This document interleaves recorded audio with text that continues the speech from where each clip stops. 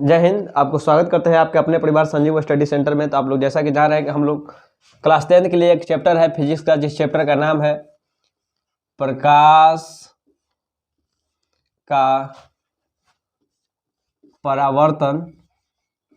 इस चैप्टर को हम लोग देख रहे थे। इस चैप्टर को इंग्लिश में कहा जाता है reflection of light. Reflection of light. तो इस चैप्टर को हम लोग देख रहे थे। थोड़ा आप राइटिंग से एडजस्ट कीजिएगा।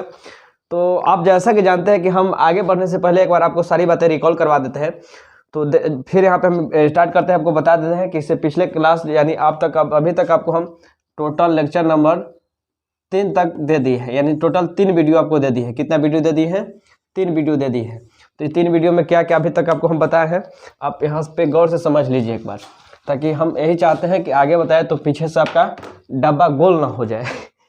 तो चलिए, सबसे पहले आपको बताए थे कि आखिर प्रकाश क्या होता है। प्रकाश को इंग्लिश में हम लोग कहते हैं लाइट। क्या कहते हैं?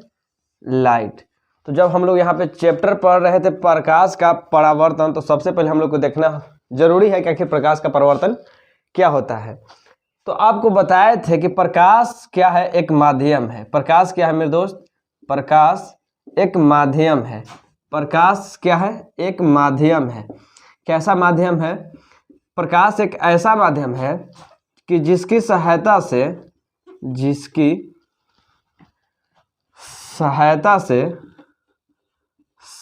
से दुनिया के सारी वस्तु को हम लोग देख पाते हैं। दुनिया के सारे वस्तु को देख पाते हैं। सारे वस्तु को देख पाते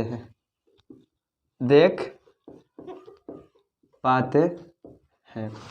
आप कहिएगा कि आए और डायरेक्ट हमको लिखवा दिए, तो आपको इससे समझने के लिए आप पिछला लेक्चर जाकर देख सकते हैं। आपको वहाँ पे बहुत अच्छा तरीका से समझाया है कि आखिर प्रकाश एक माध्यम कैसे है। साथ ही आपको बताए थे कि प्रकाश जो है उसका चाल हवा में होता है 3 × 10⁸ मीटर पर सेकेंड। और यहाँ पे आपको इसको साथ मतलब यूनिट के साथ खेला समझा दिए थे। साथ ही बताए थे कि जल में होता है 2 × 10⁸ मीटर पर सेकेंड। और साथ ही आपको बताया था कि जल में होता है 2.25 × 10⁸ मीटर पर सेकेंड। और साथ ही आपको बताए थे कि पदार्थ को on the basis of light, यानी प्रकाश के आधार पर पदार्थों को हम लोग 5 कैटेगरी में विभाग करते थे। पहला पारदर्शी, दूसरा अपारदर्शी, और तीसरा पारभासी,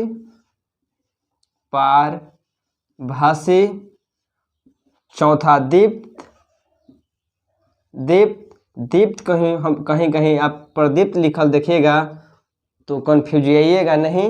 और 5वां आपको बताए थे अदीप्त। देखिए, हम यहाँ पे आपको रिकॉल करवा रहे हैं। आप चाहे तो इससे रिकॉल करने की आपको जरूरत नहीं है, तो वीडियो को थोड़ा सा आगे बढ़ा दीजिए और पीछे मैंने इससे जो पीछे लेक्चर अपलोड किए हैं उसे आप देख लीजिए। थोड़ा इसमें हम इंक डाल लेते हैं, 1 मिनट वेट कीजिए।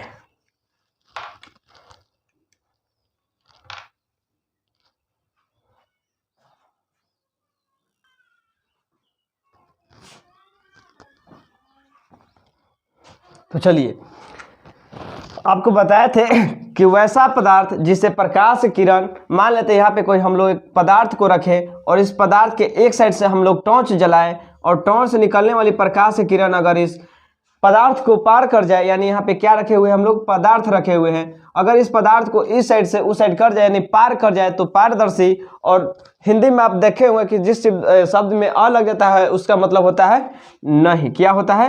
नहीं। यानी वैसा पदार्थ जिसे प्रकाश की किरण पार न करे उसे कहेंगे अपारदर्शी। जिसे कुछ करे और कुछ नहीं करे उसे कहेंगे पारभासी। जैसे कि अगर किसी कागज में तेल लग जाएगा तो अब पारभासी का उदाहरण होगा, क्योंकि उससे देखिएगा कुछ लाइट इस साइड से उस साइड चले जाती है।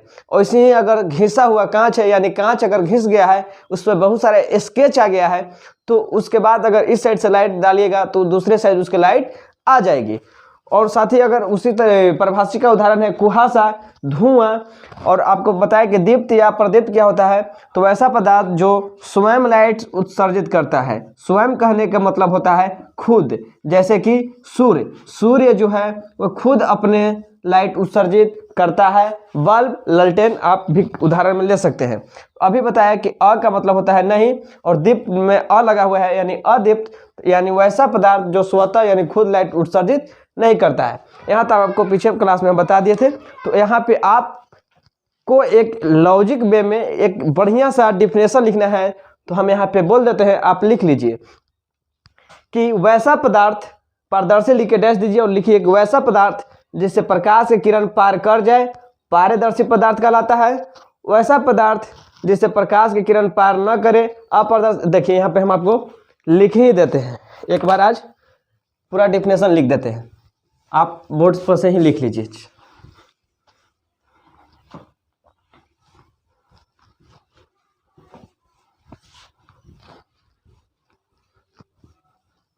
चलिए चैप्टर के नेम को भी मिटा देते हैं, आप समझ रहे हैं तो यहाँ पे रखने की कोई ज़रूरत नहीं है।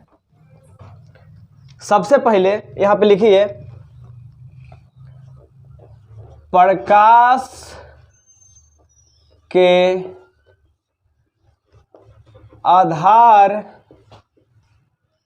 पर, प्रकाश के आधार पर पदार्थों का विभाजन,